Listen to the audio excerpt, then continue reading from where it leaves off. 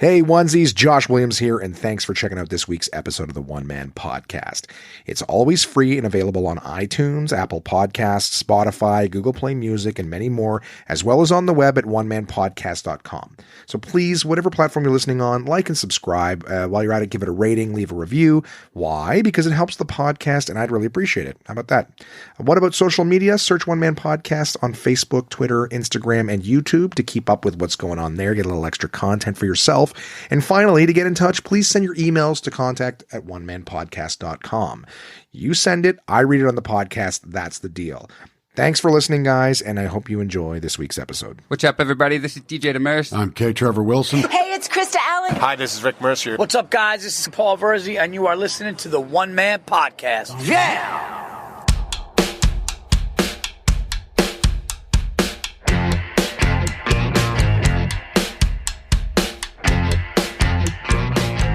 My name is Josh Williams, and welcome to the One Man Podcast, episode number 153 for Wednesday, April 15th, 2020.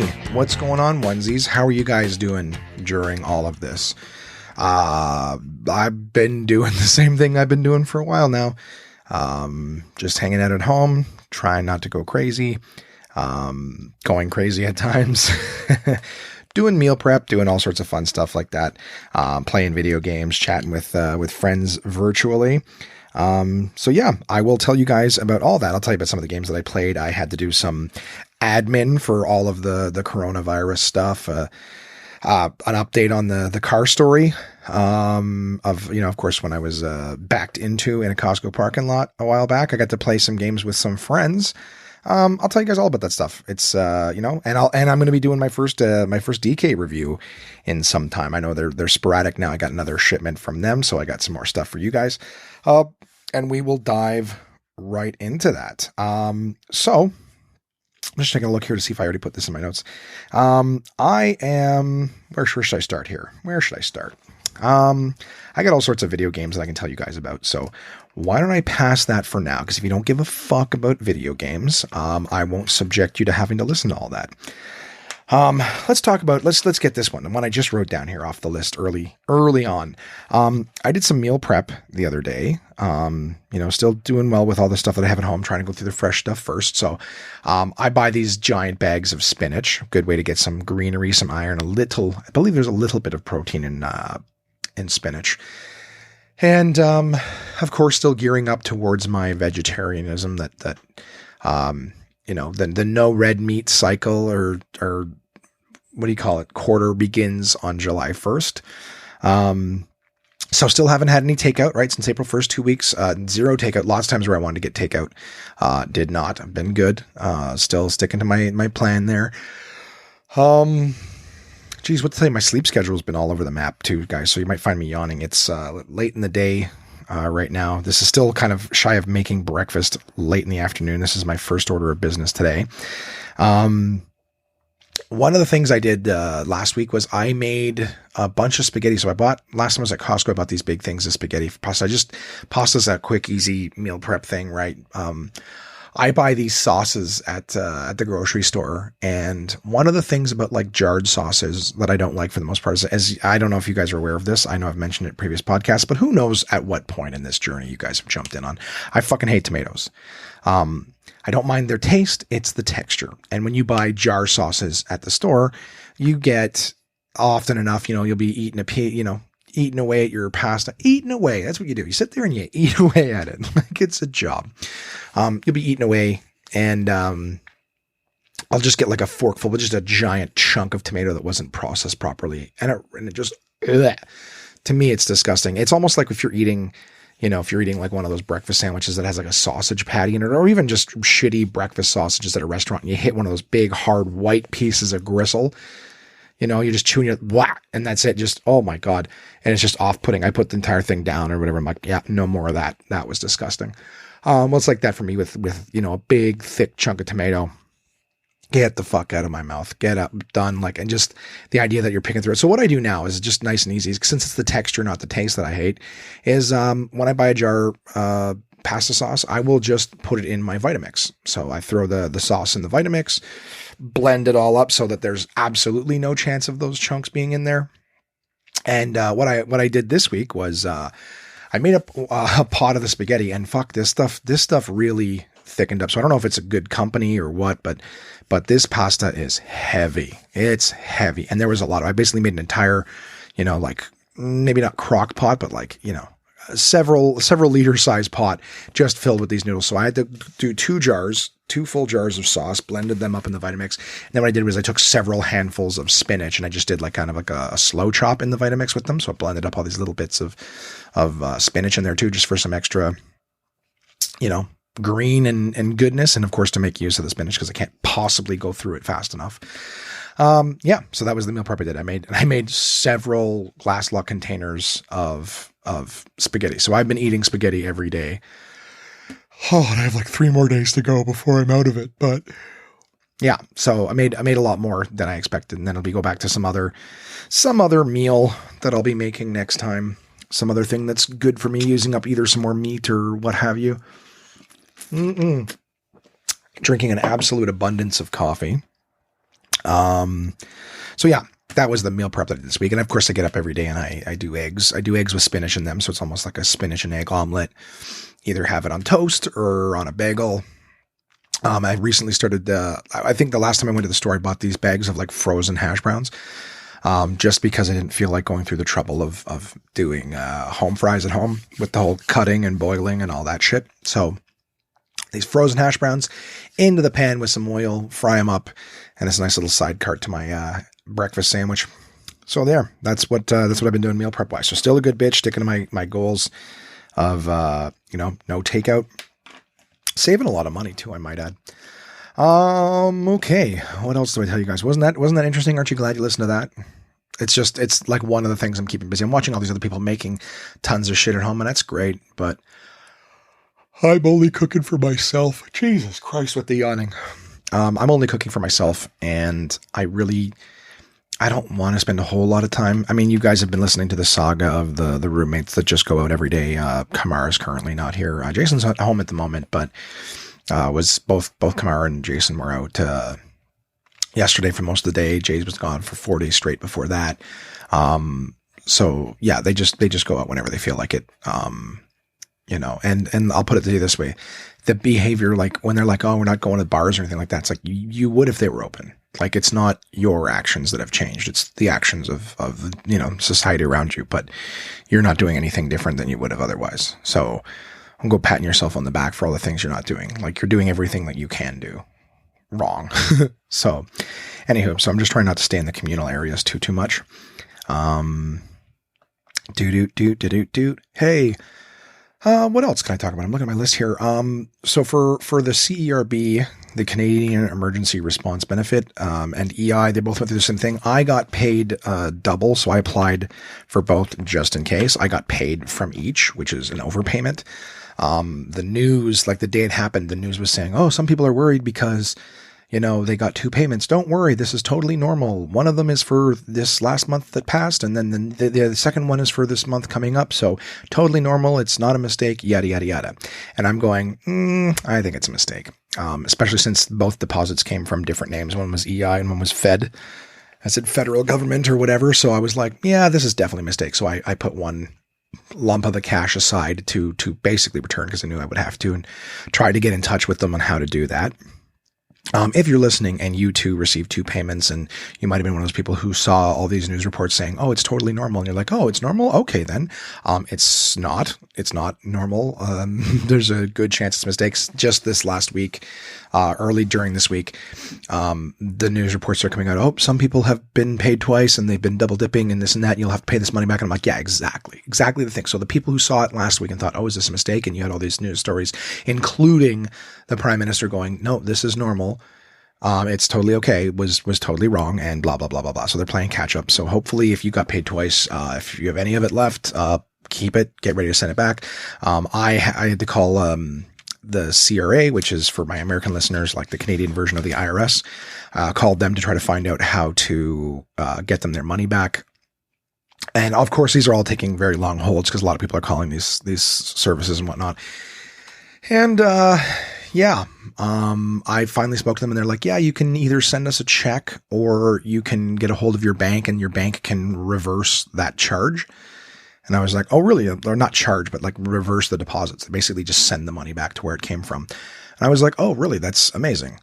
And so I spent a lot more time on the bank, on the whole with them. Then the bank was like, you can do this, but you have to go into your bank branch to do it. We can't do it over the phone. I was like, okay. So just basically, I've spent time this week dealing with that. But long story short is I was at my bank yesterday. I think it was yesterday, the day before. Fuck, I have no idea. And they reversed that charge. They got it back to them. So I'm good in terms, at least I have a paper trail. I was worried about sending a check because I'm like, I send a check blindly to some office. Are they even going to process it correctly? And how am I going to prove that I sent it and all sorts of shit? So having it reversed through my bank, at least the bank was the middleman and I can prove right there on my online banking at any time. Like, look, $2,000 was completely returned. So anywho, that was the thing I did. So if you're in the same boat, might want to figure out what you can do to get some of that overpayment back to make sure that they have money to give people who, didn't receive it, or at the same time, just so you don't get yourself in shit later on. So yeah, that was something I did. What else did I do? Guys, my car is back in my possession and it's all fixed up. Haven't really had a chance to go over it. I took a look at it. It looks good. Looks fine. No complaints. I brought it in. I made an appointment last week. I brought it in on Monday, got a rental car. I fucked up well, I didn't fuck it up. I'll tell you guys about that in a second. But I dropped off my car Monday morning and the rental people brought me a free upgrade. They know me there and took good care of me. I'm very grateful. Big shout out to Enterprise. Thank you so much for the hookup and thanks for always taking good care of me. But they gave me one of those ones, and I've since Wednesday, I went in the afternoon, they gave me a call. So I basically picked up this car, brought it back, parked it in the driveway, ran one errand to the bank with it, and then got my car back. So I barely spent any time in this thing. But on my way home on Monday morning, I got in the car, and I guess I have a picture of it. I had to take a picture to describe it to my buddy Peter. But, hey, Peter. Basically, it's one of those like virtual standard vehicle. So it's like, it's got the automatic transmission, but then it's got like a virtual standard. So when you're shifting the stick, it's got like a bit of a step ladder sort of look in the console. So when you're pulling it down into drive, it kind of automatically pulls itself into that virtual standard mode. So you have to like be actively trying to keep it in line for the regular automatic drive. So what ended up happening was on my way home, and this is also like I said, my clock's all fucked up. So I'm driving home with this thing and the engine is losing its fucking mind. It's so loud. I'm going, what the fuck is going on? I'm looking down, the RPMs are between 4,000 and 5,000. I'm going 60. And I'm like, why is this thing losing my mind? And then I'm thinking like, is it in the virtual standard mode? Like how the fuck, I was going to like shift up to second gear, and go, I don't want to like put it into that mode if it's not like, is this just like, what's the fucking deal with this thing? Why is it losing its mind? So I just went straight home. Luckily, I wasn't too far from home. I ended up jumping on the Queensway, which is like our expressway in Ottawa, and I headed up to like 70 in first. So it was going fucking crazy. I didn't go any faster than that. Minimum was like 100, but I didn't go any faster than that. I was only on for one exit. And I'm just going like, I was confident it was in that virtual standard mode, but I'm like, it's in D. I haven't pushed it up or whatever. Cause I've had other vehicles where you pull it down into the D section, but in order to put it into the virtual standard mode, you have to push it up into the plus or minus, like you're actually shifting. That will engage the virtual standard mode. Well, this, I figured it out when I went to the bank, was like, when I went to pull it down, I like kept it straight and it stayed in D there and stayed in automatic. So I basically had it in that virtual standard mode driving home the other day because it automatically pulled over to the side. Anyways, I can post a picture if you want to know what I'm talking about, but it was, let's put it this way. If I wasn't aware that the vehicle had, like the vehicles have this virtual standard mode where you can control the shifting or automatic, whatever it is. If I wasn't aware of that, I could see someone getting this vehicle as a rental and being like, what, like just burning the fucking thing out. So yeah, that was a fun little thing. It's basically driving around in first gear, bringing the car home. So, luckily, I figured that out. It was basically just my saying. It could have just been I was overtired and couldn't think properly. But, I mean, I was definitely like, it's in virtual standard for sure. Like, this thing's in first fucking gear. And even on the dash, it had a big 1 on it, but I'm like, is that first gear? What the fuck is that 1? You know, it's a rental for fuck's sakes. What do you want from me? All right. I ain't a goddamn rocket scientist, clearly. So, what else? I took a bunch of pictures of my whiskey collection because I've been starting to, I don't want to say hit the bottle because that sounds like I'm drinking more than an ounce a day, which I'm not, but I'm starting to wander around a little bit in my collection and sip on some of the finest stuff there. So, yeah, I took some pictures. I've posted one already of like my lineups from the Buffalo Trace distilleries. Lots of likes on that. Feel free to jump onto my socials, Josh Williams Comedy, to have a look at that. Not much comedy this week, guys. I gotta be honest with you. I'm feeling tired. I'm feeling worn out and bored. I've put my brain through a lot of figuring shit out. I'll tell you, when you owe the government thousands of dollars or will owe them thousands of dollars, it's, definitely something you want to get dealt with really quick. I'm also trying to get a doctor's appointment to have something looked at. And while my doctor's office is like, their message says that they're taking appointments and, you know, they're only doing phone interviews or whatever, like, please leave a message. We'll get back. I'm like, I'm calling during the office hours and it just keeps saying, you know, like it's basically the message that plays if you call after hours, but I'm calling at like 10 o'clock in the morning. You know, they're like, we're open between 9 and 7 and, you know, we're off for 12 to 1 for lunch. And I'm like, all right, well, I'm calling at 10, you know, you're during hours, and it'll switch right over to the, you know, sorry, try your call back during those hours. I'm like, it is during those hours. So I'm trying to get a hold of my doctor's office, but I'm making a doctor's appointment. That's not working out too well, but again, at least I got the, EI, CERB. I received my code in the mail to log into EI for my reporting and all that stuff. Got that shit done. So, you know, doing some stuff there, getting some things done. Oh, how far are we into this? 15 minutes. I feel like I've been talking less time than that. I know it feels longer, but to myself, it feels like I've been talking for only 5 minutes and nothing to say at all. Sorry, gang. But once we get into the video games, maybe I'll get your attention back with that. So, what else I did? I got the car dropped off. I did my EI reporting. Yay, interesting stuff, eh? I did get another shipment from DK, and I'll tell you guys about that later on. They sent me all sorts of cool books that I can't wait to stick my nose in. A little bit of a mix-up from the old video game life. I got a chance to play, let's see here. Shout out to my dad, who's a listener. He just recently, you know, in December, that recently, got a PlayStation, and, he's been playing, Red Dead 2. So he was like anyone else playing that game, devoting hours a day, every day for a while. And took a bit of a hiatus when the Corona stuff started, in terms of getting things prepped and getting supplies and things like that. And of course, he's kind of an outdoorsy guy. One of the reasons he likes Red Dead. Whew. Excuse me. So one of the things he likes about Red Dead is that there's so much time spent outside. But that is a long, long game with lots and lots of stuff to do. And just this past week, my dad completed that game. All missions finished. So I don't know if he's going to do what I did, which is to keep, you know, doing challenges and all sorts of other things. The game still has a lot to offer outside of the story, but he has certainly played through the story and enjoyed it thoroughly. So hats off. A lot of people haven't finished it. I did want to ask you guys though, having said that, is he's got a couple other games at his disposal. He has The Last of Us, God of War. I gave him Grand Theft Auto 5, and what else does he have? I think Horizon Zero Dawn is the other one he has. But I wanted to ask, like, Red Dead 2 is obviously a really tough act to follow, considering it's probably like one of the nicest games ever made, both visually and gameplay wise and story and all that stuff.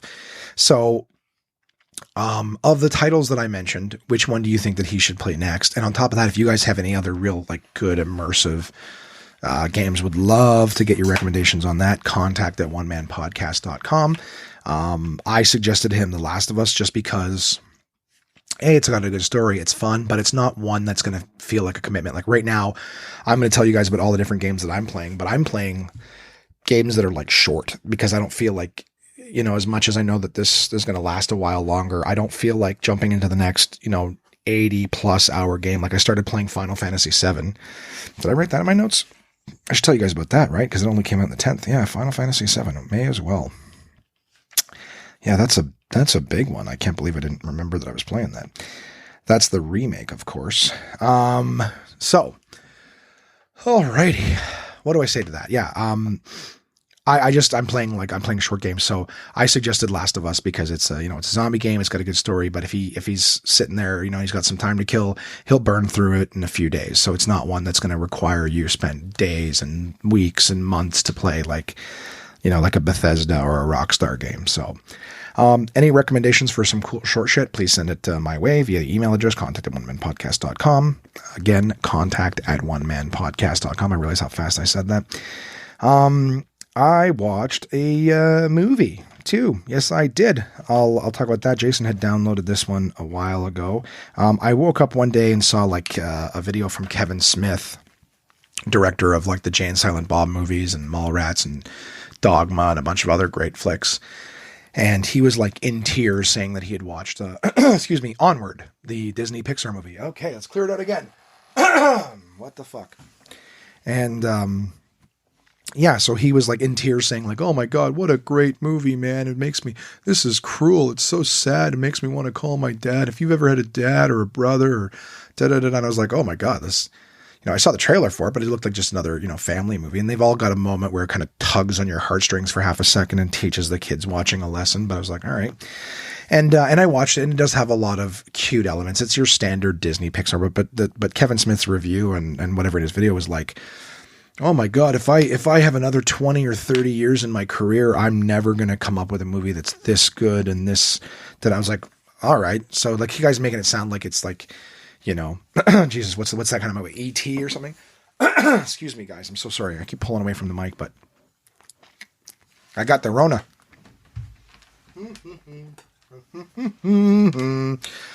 So yeah, I told Jay what I saw, and he's like, well, let me see if I can find it. I thought we were going to rent it on the TV, but he walked into my room the other day and drops a USB drive down on my desk and goes, hey, I got that movie for you if you want it. So I guess he downloaded it, and I'm good quality. I'm not really one to do that. I go and I spend my money in the theaters, but in this case, since that's not an option, and Disney Plus is not free, I will watch it. And I did. And like I said, it was cute. It was what I would expect from a Pixar movie. There were a few moments that had me kind of tear up. But part of me even wonders, was I expecting that from Kevin Smith's review? Should I be tearing up at some point? It was a very sweet movie. A lot of cute kind of fantasy type stuff and whatnot. Chris Pratt, Tom Holland. It was a good movie. It was a good movie. It's very entertaining. If you have little kiddos or something like that, I would definitely suggest watching it with them. If you've seen it and you have some thoughts, this is me giving you a no spoiler review. Basically, I can give you the synopsis of the movie. The plot is Tom Holland and Chris Pratt are these elves. So it's like the world if magical creatures were living kind of like us, a la Zootopia, where it's animals living as people. So basically, all these mystical creatures, manticores and elves and fairies and, goblins and unicorns and all that stuff.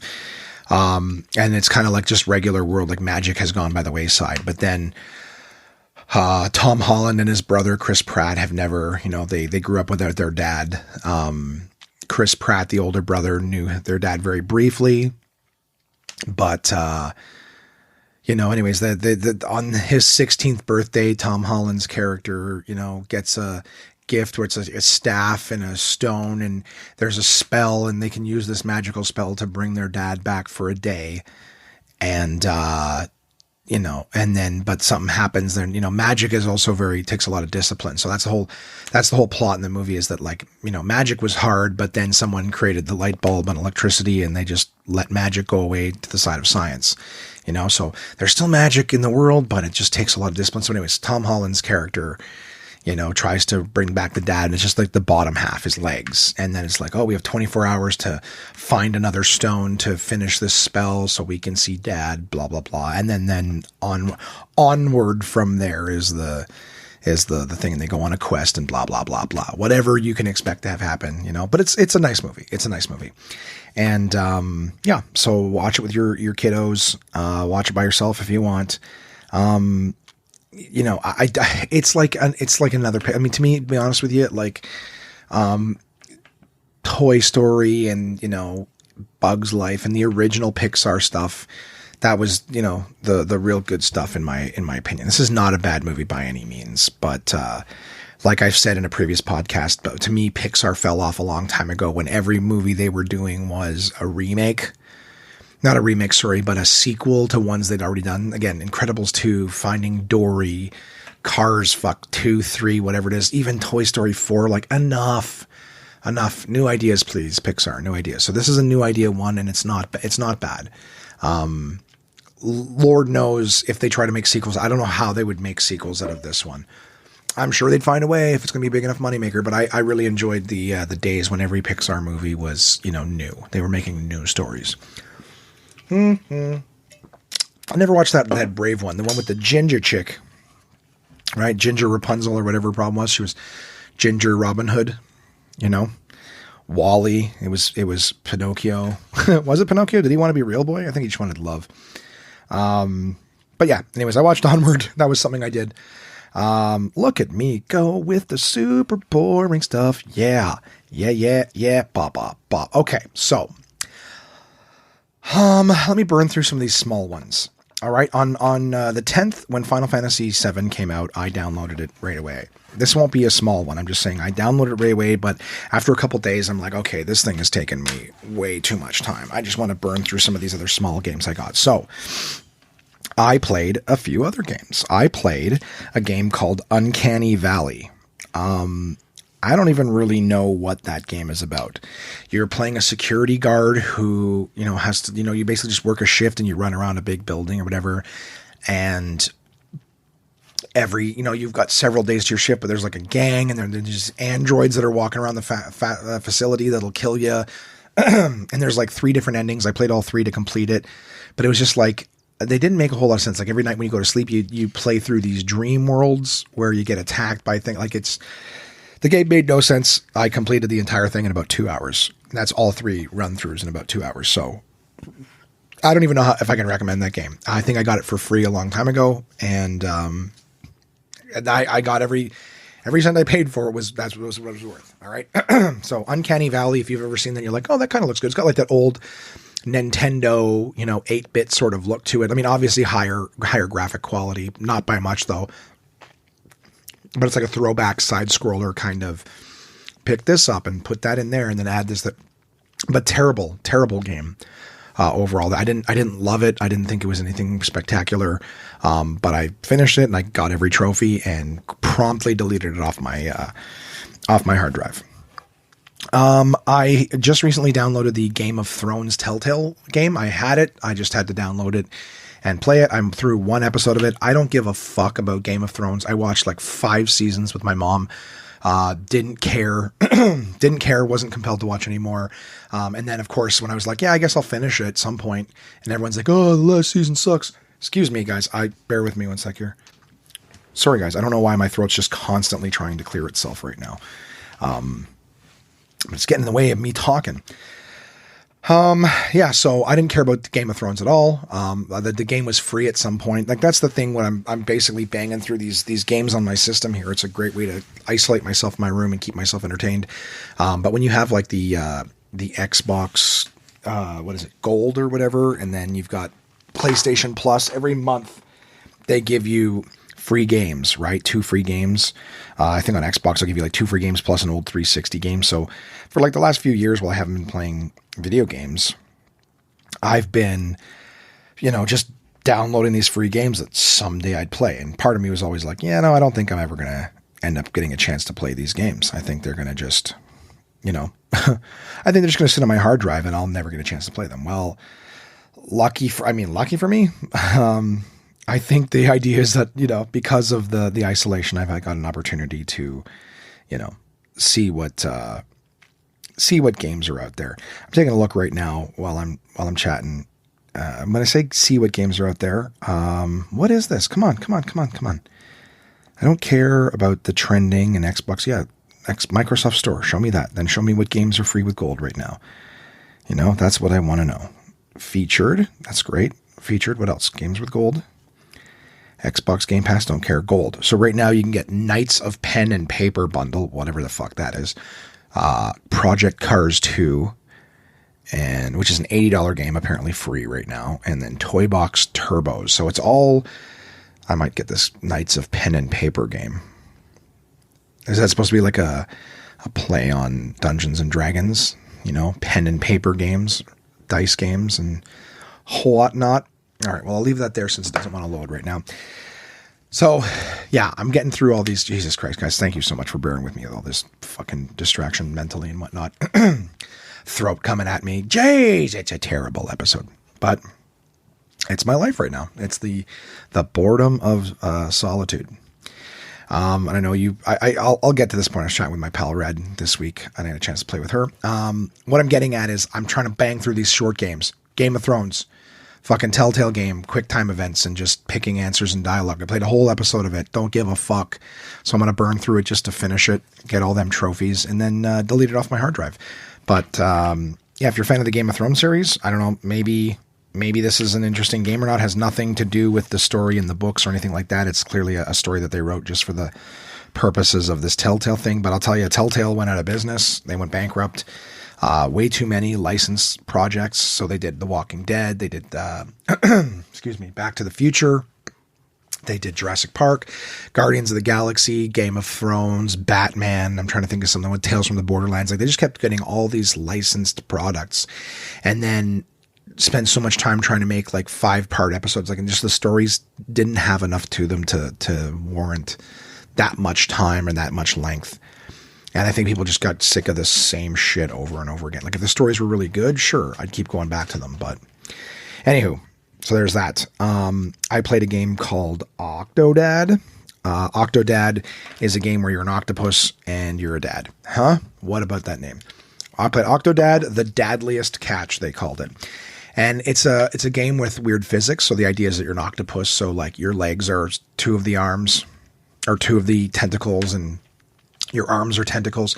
And so the controls of the game are like trying to move the tentacles. So you're doing a lot of swaying and wobbling, and then you're trying to grab things, and his arms are flying all over the place. So trying to grab something and put it in something is difficult. So like to make coffee, like grab the pot, put it in the machine, grab the coffee, put it in the top. But it's like, it's all wacky sort of movements. It was a cute game. It was funny at moments, and the tasks that they're getting you to do are, again, it's like the whole game is based around how awkward the physics are of trying to move this Octodad character that you are.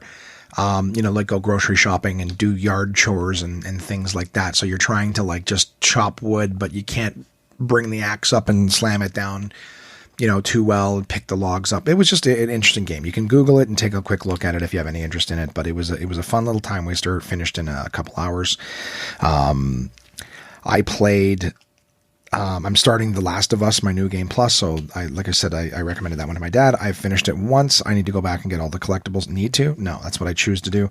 Play the new game plus and get through that.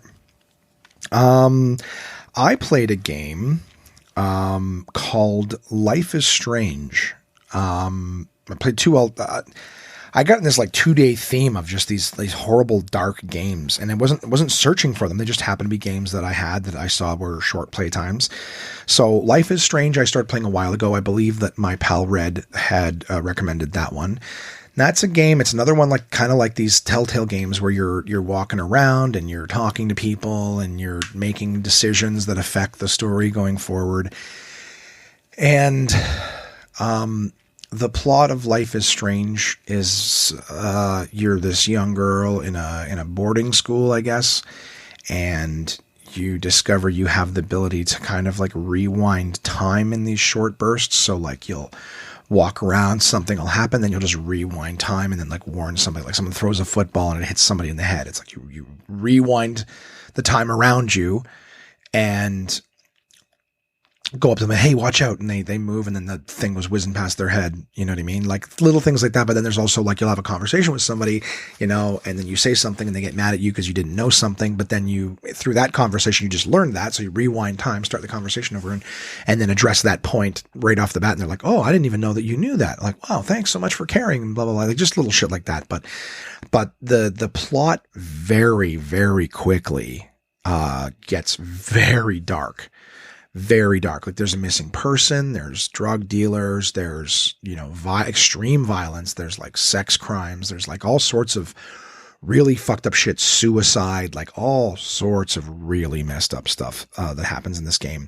And then it occurred to me, I'm like, this game was one of the ones that was free. So this was a game that, like, if little kids had like PlayStation Plus, this is one they would get for free. They wouldn't have to seek it out. The systems are like, hey, here's a free game that we're going to give you guys.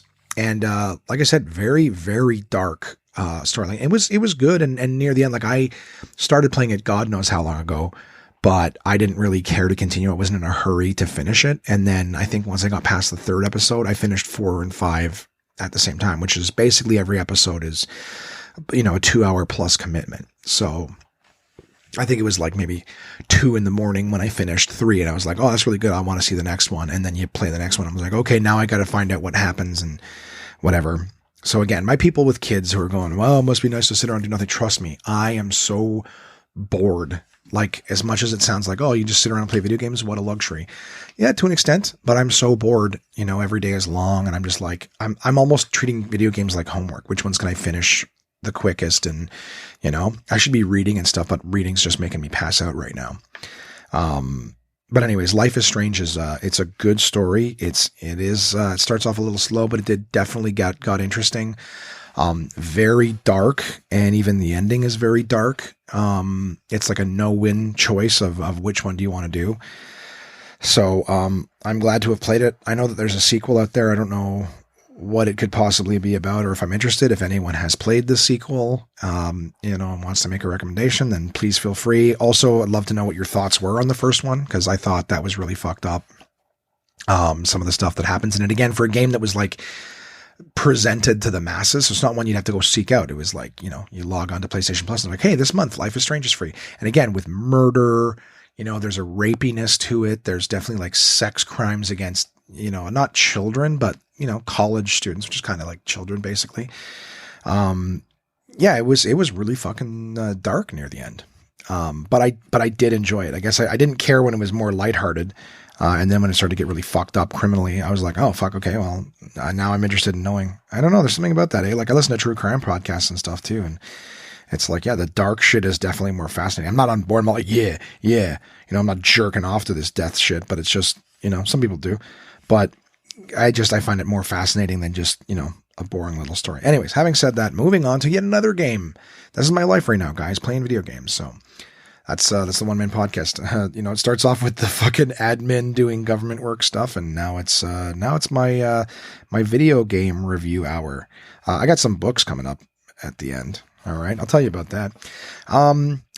There's a game I played, another dark game, and again, starts off a little on the lighter side, and then starts to get darker and darker as you play it. It's a short play. It's a game called What Remains of Edith Finch, and I don't know if you guys have ever played that, but it's a game where you're coming back to a property of your family's, and you're basically, they call it, I guess, a walking game, because you're just generally kind of walking around and picking up, items and looking at them and sort of just reading about your family members. But it's interesting because you're basically walking around this property, going into different people's rooms and reading their journals or diaries. But every person in your family that you pick up and start reading their journal or whatever, or like a headline or a letter, basically something sparks the memory of that person. You're reliving, sort of like the last bit of their life. So everybody in this family has died mysteriously. And so when you pick up someone's thing, you're sort of reading it, and some of them are like very odd. They're all kind of odd, but they're all done in a different sort of, you're doing these like little mini games basically. So one of them is, you're this little girl and you're kind of reading her little journal before bed, and she sees a little bird outside her window, and then she opens the window and she jumps out onto the branch of a tree, and she looks down and she sees that she has paws. She's like, oh, I'm a cat. And so you're running around from branch to branch chasing this bird until you finally catch the bird. And then you're an owl and you're flying around scooping up rabbits to eat them, and then you're a shark and you're chasing seals. And then finally you're this like tentacle monster chasing people and catching them. and that's one little short mini game that's describing the story of this person. And then the next person, you're, something different where a little boy was trying to swing around a tree and swings right off the edge of a cliff into the water and rocks below, and that's how he goes. And there's just story after story, but they're all done in different styles of like little mini games. One of them's done like in a comic book style, where it's like you're reading cell by cell and you're controlling little aspects, and it's got like a Tales from the Crypt vibe comic to it. In fact, they clearly have like a knockoff Crypt Keeper who's telling puns and narrating this story. But they start to get darker and darker as the end goes on. They deal with things with like, infanticide and suicide and, murder and all sorts of stuff like that. But it was, again, a game that started off on the lighter notes, and then slowly the stories got more and more dark and disturbing and just really quite sad. But again, had it done in a few hours, very visually. Like there was one story that was incredibly cool visually, and it was about a guy who worked in basically a fish rendering plant. So when you start, you've got your left stick and your right stick and your right trigger, and your job is to move the hand, grab a fish, slide it over onto this guillotine thing that cuts its head off, and then slide it onto a conveyor belt. So that's part of the screen. And then in the top left of the screen, there's like a little dude in a maze, and it starts off kind of monochrome. So your left stick is controlling this guy through the maze. So it's kind of like the guy's at work cutting fish and just doing his job, and you're doing that job. You're sliding it over, cut the head off, slide it up into a conveyor belt. And then there's this fantasy world, because it's a story about a guy who went to work every day, but he kind of had like these fantasies. He would daydream while he was at work about this magical land or whatever, And as you're just continuously on one side of the screen, you're monotonously cutting off fish heads, and you're in control of that. And then your other stick, you're in control of this guy going through a maze. And the further you go into the story, the color starts to come into it, and the little section of the screen starts to get bigger and bigger until you're living this full-blown like fantasy world. You're more in control of the fantasy world than the job that you're doing on the outside. And it's basically a story of a guy who spent all of his time doing something so monotonous, and he didn't matter, and he was so involved with his fantasy world that he decided he wanted to end his life so he could just go be in his fantasy world. He didn't like his real life, whatever. But everything was crazy visual in that game. Like I would suggest just watching that part. You can Google it. I think it's like a 10-minute video on YouTube, but you can just watch like to me, the storytelling of the game was its strength, telling you kind of all these different things going on. In these different people's lives and your family's curse. And then it, of course, all culminates to something in the end, which I found it not to be so much of a big, oh my God, what a big twist, but just more like, oh, okay. But, overall interesting story. And again, for me at this point, I'm enjoying these different gameplay styles, as opposed to just the same thing over and over. Like, I mean, people are sitting around and just playing Call of Duty every day, just running around shooting stuff. I don't know. I would rather, some people don't get video games, but they watch movies every day. Well, just know that for some people, the video games are like movies. You're getting told a story and it's fascinating. You just happen to be in control of certain aspects of it. So I got two last games I'm going to tell you about.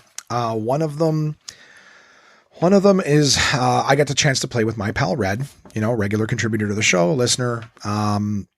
We played a game that she recommended. She recommended this game to me some time ago.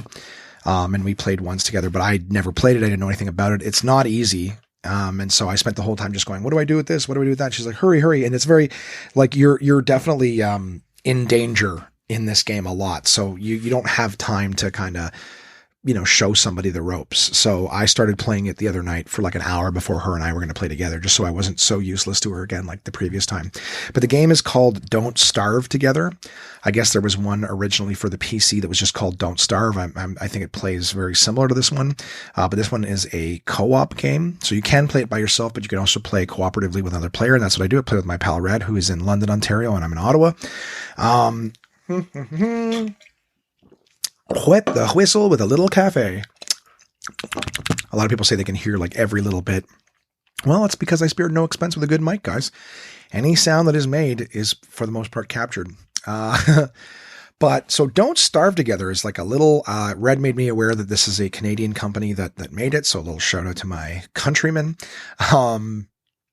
it's an interesting game. It's a game where it's kind of very like 2D, two-dimensional. Like, you know, you're running all over this map, but you start off and you got like nothing. So it's like foraging. There's like berries and carrots and, you know, animals running around and little bushes and trees and, you know, well, there's animals, but then there's like dangerous. I mean, it's got this weird sort of Tim Burton cartoon-esque look to it. And the idea of the game is when you start, you got nothing.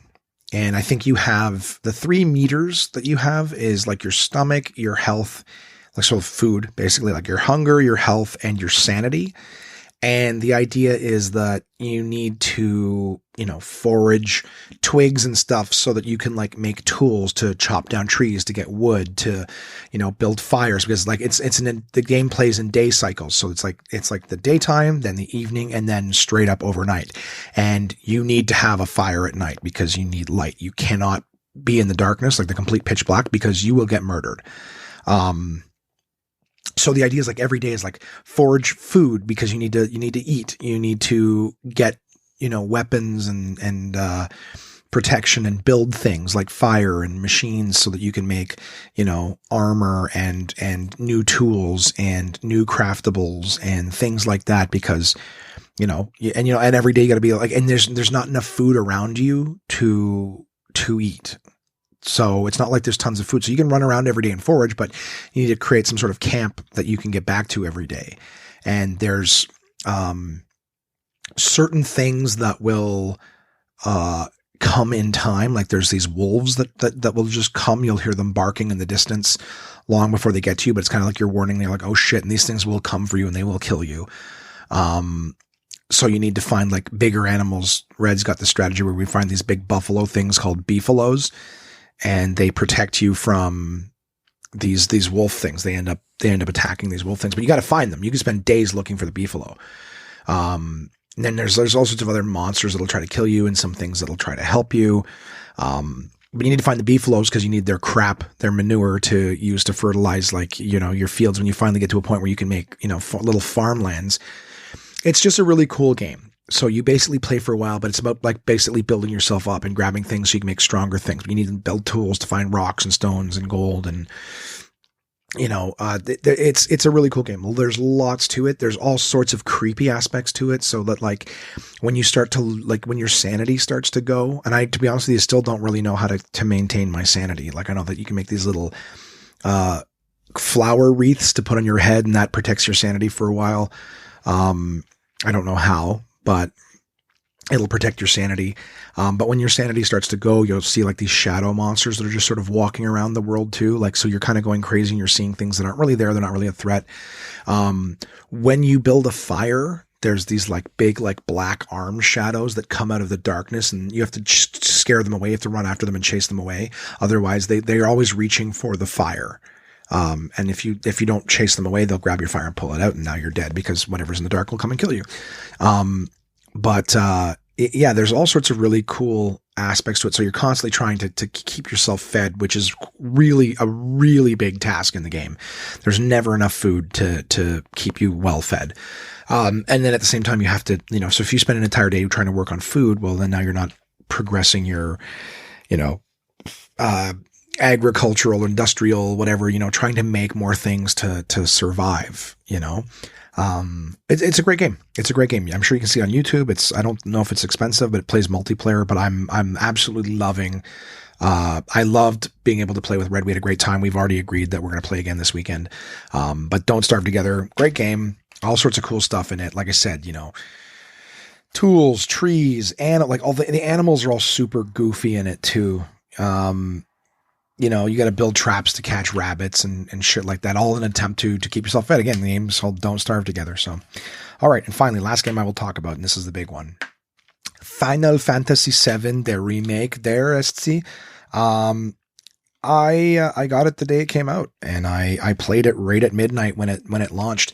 And, I think I played a good like 17 hours of it over the course of like, you know, 2 days. And it's a lot of what I remember. So if you're a fan of the original Final Fantasy, the gameplay is a little bit different, but it's not so different that it's not enjoyable. a lot of the elements of the original game, a lot of the story too, which is great. The only thing is that I've played it for, like I said, about 17 hours, some of it just grinding, powering up your materia and whatnot. The big thing with this is I'm not a fan of anime. I'm not going to shit on it. I don't want to be cruel about something that other people enjoy. I'm just not a fan of anime. I find it over the top. I find everything that I don't like about French television growing up and certain things like the very dramatic stage performance, like theater play performance. Oh my God. What's that over there? Huh? What? Like all that, like that, just when, someone talks to you and you're like, hey man, how's it going? Like just like all those, it's like there's more grunting in anime than there is in porn. You know what I mean? The man like there's so much of that in this fucking game. And part of me is almost like, I wonder if, like, obviously in 1997 when Final Fantasy VII came out, they didn't have the ability to over animate. I mean, it was anime style, but they kind of had to stick to the text. Whatever. They didn't have room for like a bunch of they couldn't emote all that bullshit to their faces, and therefore there's no point in typing it all out needlessly. Or maybe it was in the Japanese version, and the North American translators are like, yeah, we don't need 6 pages of grunt noises, per scene. So we're good to just put in the dialogue. But that is there in this game, and they've added a lot to the story. Now some of it is great. Some of it gives you a real more lively feel to the area that you're in and all sorts of stuff like that. And I don't dislike it in the slightest. And then they've added new characters, and the new characters are over the top anime style. And they're like, it's like everybody in the anime world thinks that like Jason Statham is cool. So it's like a bunch of like bullshit action lines, the maniacal laughing from some of these new characters. Like, thank God the original characters existed and they have stories, because they couldn't add a level of insanity to them. They would, but the new people that they've added in this, it's super anime-ish, maniacal laughing. There's one guy who's on a motorcycle and he's just spinning around like the laws of physics do not apply to this motorcycle he's on. He just spins around needlessly and is maniacally laughing at himself. And it just, I was like, the whole time I'm like, oh my God, this needs to end. This is so bad. So this is me trying to give you a review of Final Fantasy VII Remake without spoiling anything. So if you like the original, I'm sure you will like this. Just know it gets a little long at some points, and there's even points in the game where you forget that you're supposed to be playing Final Fantasy VII due to the fact that there's such branch offs in the stories that I don't feel add anything. You know what I mean? Like, I think I've said this to friends. Again, I apologize. It's been a little while since I chatted with you guys, but, the Lord of the Rings movies by, what's his face there, Peter Jackson, those were good. They left some things out of the books, right? There's whole sections on Tom Bombadil and certain things that were left out of the books or out of the movies entirely for the sake of time. But they were good movies, and a lot of people who read the books said they were pretty good to the source material and they were enjoyable. Well, and then The Hobbit came out. So the Lord of the Rings was 3 books. They were all 3 of those books were very large. They were big. They each got their own movie, and rightly so. Then Peter Jackson ends up making The Hobbit. And instead of The Hobbit, which was the smallest of all of the books, it came first and it was much smaller. Then The Hobbit, the smallest of the books, gets a 3-movie arc, which was a total cash grab and nothing more. Those movies were stupid. I've read The Hobbit. I didn't find it particularly, like, the end of the book was with the dragon, and the dragon's gone by the end of the first movie. It was terrible. It was absolutely terrible. Fuck you, Peter Jackson. Fuck you, New Line Cinema. Fuck you, everybody who was a part of that. That was a cash grab and nothing more. Final Fantasy VII, there's times where you feel that, where it's like, sometimes they add something to the story and you're like, wow, they're really like giving us more. And, maybe because they're like, well, we don't know what to do beyond Midgar. So once Midgar's over, that's the end of the game. Well, you feel at times like this is them stretching it out needlessly, like just giving you like a really extreme director's cut version of something. And even a director's cut is like 20% longer at most. Whereas this is like, so we're going to be playing this for 20 something hours when the original game was like 4 to 6 hours in the same section. So anyways, whatever. Long-winded thing is to say that you will enjoy it, but just be ready to at times feel like, who are these people? Why did they add them to the story? They've added nothing to the story. It's just filler. And it's like, and again, if you're not a fan of anime, it is intense anime, goofy hackiness that adds nothing to the story. So if you can stomach that and just get past it, again, I'm only in I'm just starting chapter 9, and there's 18 chapters in the game. So I'm literally just over the halfway point. But I will keep playing it. I definitely took a break from it for a few days. I played it for like, a couple of days, and then I've been nothing but other things since, just as I find it a little over the top. Maybe I'm trying to save it. Who knows? But, yeah, that's Final Fantasy VII Remake. Okay.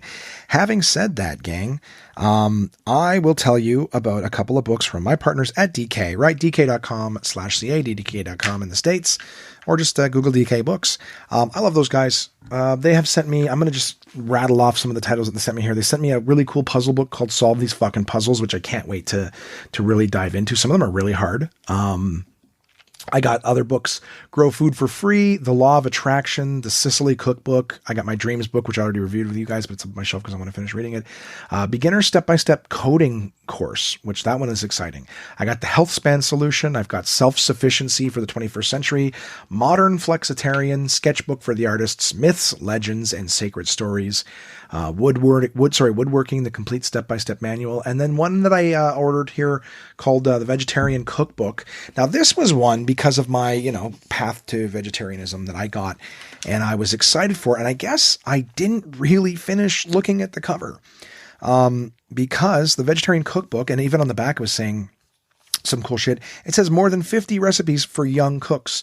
And then, so since I started looking at it, I'm like, this is a fucking kid's book. So, I could review a children's book, but Jesus Christ, what would that say about me? So I thought, well, you know what? I've got a lot of friends who've got little kids and they're stuck at home now. Like, why not do something different? And then, of course, a good friend of mine, Chris, who, has co-hosted the podcast with me many, many times. Chris not only has kids and has been homeschooling them, but him and his family over the last year have really pretty much gone vegetarian. They don't cook meat at home anymore. And so I figured, well, Chris is teaching his kids, they're eating vegetarian, and and why not give him this book, and Chris can write the review for us. So I called Chris before the podcast and I said, hey man, do you want this book? He goes, yeah, absolutely. So the book would be great. It'll add something to his home curriculum so his kids can either make dinner or make breakfast. And of course it's vegetarian, staying on trend with what they're doing at home. And then Chris is going to give us a review of the book. So I look forward to that. I'm going to try to get it to him in the next week. I'll spray it down with Lysol or something like that, just in case I got the COVID. I don't, but, yeah, so I'm going to try to get this to him, and then we'll get a review from Chris. So this is, I'll just throw you a quick little thing on the back here. Are you an aspiring young cook who loves amazing vegetarian food? If so, this is the perfect book for you. They say this like it's a child walking through a bookstore, like, I've been thinking about vegetarian cooking. Packed with fantastic flavors and colors, these 50 vegetarian recipes will tickle your taste buds and spice up your plate. Whether it's super snacks, mouth-watering meals, or the occasional sweet treat, everything you whip up will be delicious, nutritious, and incredibly easy to make. And looking through the book, too, there's been some really easy recipes. I'm talking really easy recipes like, how to make your own avocado toast. So it's like, mash up the avocado with a little bit of lemon juice and salt and pepper. And so it's like, it really is for the young kids. So all my listeners with children, that, yes, it's a vegetarian book, but at the same time, it is just good food too. You don't have to focus on the vegetarian aspect. Just know that what's in here is vegetarian. If you're looking for something to do with your kiddos, very colorful, teaches them, not just here's the recipes, but as usual, DK's got a great section at the beginning to kitchen safety tips, tools in the kitchen and what you'll need to use and stuff like that. So, any of the parents listening, the Vegetarian Cookbook, more than 50 recipes for young cooks. It's a great idea. But that's my quick little broad strokes review of a children's book. I'm going to give this to my friend Chris, and he will give us a proper review of this coming up. So for me, what I'm going to be giving you guys a quick little review on is one of the other books they sent me, which I didn't list off yet, was just the Complete Golf Manual. I'm not a golfer. But I do a lot of golf tournaments, for stand up and whatnot. I'm at a lot of golf courses for part of the shows and the, award ceremonies, part of the entertainment. I do a lot of on-field heckle holes and things like that. So I have wanted to learn more about golf. As always, DK's got a great introduction section to it, but this book is every section has like a level 1, level 2, level 3 section to it. And they have so many images of the golf swing zones and where to have your shoulders, your hand placement, little tips like standing on a ball with the toes of your left foot when you take a swing to put extra pressure into the footing. If you are a golfer, if you've been golfing for a while, or if you're somebody who's just I enjoy golfing, but I want to learn more and I can't afford an instructor or whatever, this book's crazy in depth. It's if I'm not mistaken, it's about 350 pages. Every page has imagery, and they talk about the how to take the shots. Yeah, I mean, I don't even know how to describe it. It is incredibly visual. All sorts of not charts or graphs, but just showing you the stances, where your arms should be during what type of they talk about, faults and fixes and all sorts of different things like that. I don't know. If you're an aspiring golfer, if you are interested in the game of golf, there is an unbelievable amount of tips and tricks that you can learn from this. It'll even show you just even squaring off your shoulders and things like that before a shot.